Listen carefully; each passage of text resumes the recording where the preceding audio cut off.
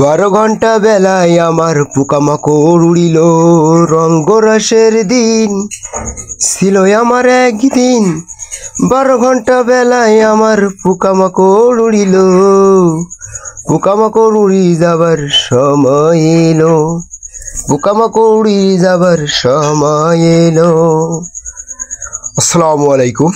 আজকেরই আপনাদেরকে দেখাতে চলেছি যে ধান খেতে কত রকম পোশাক পরে স্প্রে দিতে হয়। তা আসলেই আমার গায়ে পোশাক দেখেন, একটা আছে পায়জামা, একটা আছে জামা, একটা আছে লাইফ জ্যাকেট, একটা আছে ডিরাম, একটা আছে সুইচ সিস্টেম হাতল, একটা আছে থাইল্যান্ডের টোকা, একটা আছে আপনার চায়নার থেকে আগত সেই বিদেশি বড় এক চশমা, পোকামাকড় যাবে না বলি চোখে।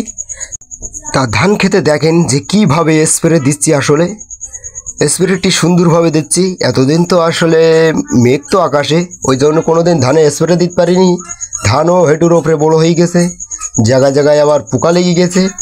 তাই ওই জন্য পোকার জন্য তো একটা বিষাক্ত এন্ডিল তো অবশ্যই দুবাই লাগবে ফসল।